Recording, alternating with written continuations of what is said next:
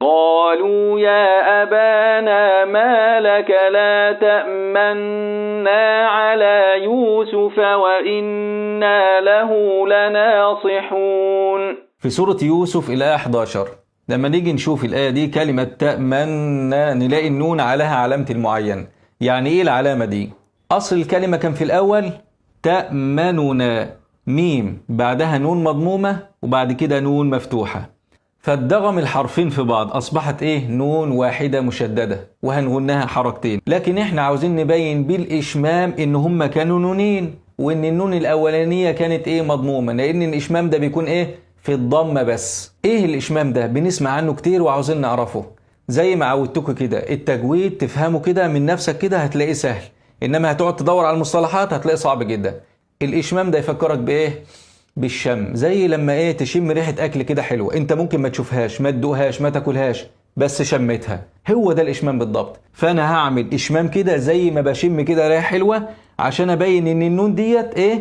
كانت مضمومة. بيتعمل ازاي الاشمام ده؟ الاشمام ده بيكون في الضمة بس ما بيكونش في اي حاجة تانية. طب ليه؟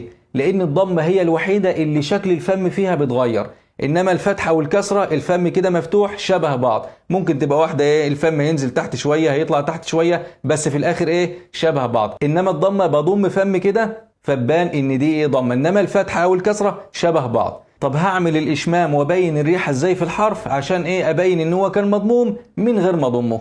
الاشمام والروم في معظم الاحوال بيكون في الوقف لما اقف على ايه؟ الكلمه، ونادرا ما يكون في وسط الكلمه في بعض القراءات. فبالنسبة للوقف الإشمام لما أجي أقف على الكلمة بعد ما أقف عليها بقوم ضم الشفتين زي كلمة إيه المشهورة؟ نستعين.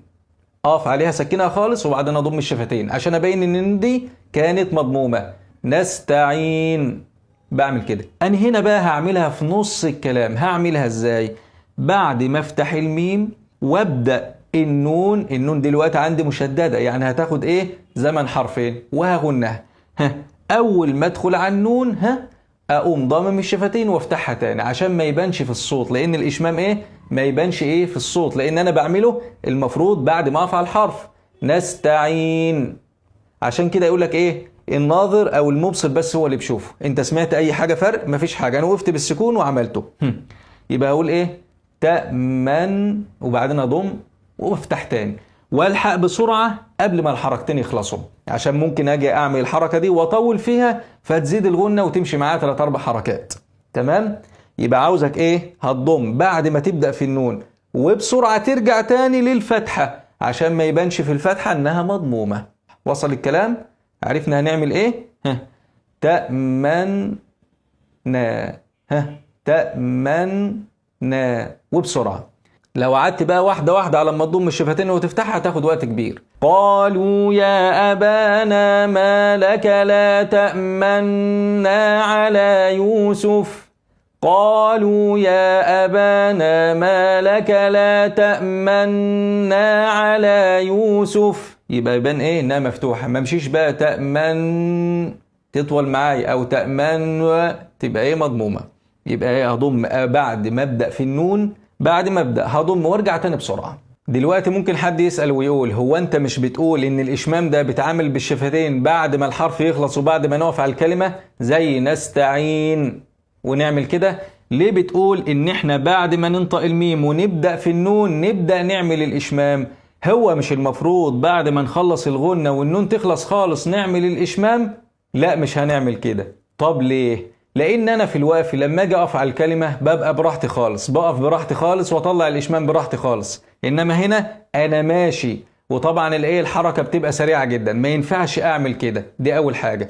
الحاجه الثانيه الاشمام ده قلنا هنعمله عشان نبين ان النون الاولى كانت مضمومه مش الثانيه، يعني النون الاولى هي ايه؟ في بدايه الغنه. فانا دلوقتي بعد ما ابدا على النون هعمل الاشمام كاني خلصت النون الاولى. ادي حاجة. الحاجة التانية لو انت استنيت لما الغنة كلها تخلص وتبدأ تعمل الاشمام لازم هتزيد منك الغنة، لازم، لان هبدأ اعمل حاجة وانا ماشي. ادي حاجة. الحاجة التانية النون المفتوحة دي لازم يبان فيها الضمة، لان بعد ما خلصتها وفتحتها عاوز اضم وبعد كده عاوز اجيب الف تاني. نجرب مع بعض. نعمل ايه؟ ان احنا بعد ما نخلص الحرف خالص عاوزين نعمله زي ما بنعمل على الوقف. تعالوا نعملها كده بعد ما تنتهي. قالوا يا أبانا ما لك لا تأمن. شوف الصوت هيبدأ يعمل ازاي؟ تأمن هيعمل كده. يبقى بعد ما اجيب الميم وابدأ في النون هعمله، لان انا عندي الايه الغنة دي ايه مش كبيرة ولا حاجة، هم حركتين بس. فبعد ما اقول الاولانية كأن ايه شوية من الغنة الاولانية اللي هي ايه عاوز ابين بقى ان النون دي كانت مضمومة، فانا هعمل فعلا بعدها، مش هعمل بعد النونين، انا هعمل بعد الاولى. يبقى لما ادخل في الايه في الغنة وابدا انطق النون، لما ابدا اعمل بقى هي دي بعد الاولى. تأمن ادي الاولى، اعمل وبعدين تمام. يبقى لما هعمل بعد ما الغنة تنتهي على اساس ان انا في فكري ان دي بعد الحرف ما انتهى، لا انت عملت ايه اشمام للنون المفتوحة. وكمان الصوت لازم يتغير فيه، ولازم هتطول في الغنة، ولازم هيحصل ايه زي ايه لفة كده ودوران.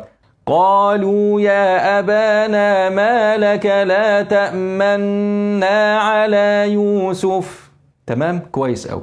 في حاجة اسمها الروم أو الاختلاس. يعني إيه الاختلاس؟ واحد اختلس حاجة يعني بيعمل حاجة كده من ورا الناس، أو بيعمل حاجة كده خلسة محدش يشوفه، فلازم تكون إيديه سريعة. هو ده الاختلاس أو الروم، إن أنا بعمل حاجة إيه بسرعة كده عشان محدش ياخد باله.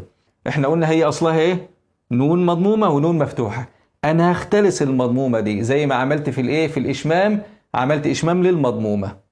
اختلسها ازاي او اعمل روم ازاي؟ اجيب جزء من الحركة، والروم ده بيبقى في الضمة والكسرة، بيبقاش في الفتحة. ليه؟ لان الضمة والكسرة تقال، فممكن اجيب جزء من الحركة كده، انما الفتحة لما اجي احاول اجيب جزء منها تقوم طالعة مرة واحدة، لان الفتحة بفتح بقي كده. تمام. فالروم بيبقى في الايه في الضمة والكسرة. هي هنا مضمومة سهلة. اعمل ايه؟ افتح الميم عادي خالص عشان ممكن اختلس الميم، وبعد كده اسرع ضمة الايه النون دي سريعة جدا، كأن شريط كده سف كده. لما نسمع ايام زمان ايام الشرايط في حتة كده في الشريط تلاقي جت بسرعة كده، هي دي. يبقى ضمة ايه سريعة، جزء من الضمة. قالوا يا أبانا ما لك لا تأمننا على يوسف. تأمننا ننا ننا نو تأمننا العادية ايه تأمننا. هسرع الضمة دي. قالوا يا أبانا ما لك لا تأمننا على يوسف وإنا له لناصحون. هتعرف تعملها بالروم اعملها، بس ايه ولا تسرع الميم ولا تبطئ النون. هتعرف تعملها بالإشمام اتدرب عليها. قالوا يا أبانا ما لك لا تأمنا على يوسف وإنا له لناصحون. قالوا يا أبانا ما لك لا تأمننا على يوسف وإنا له لناصحون.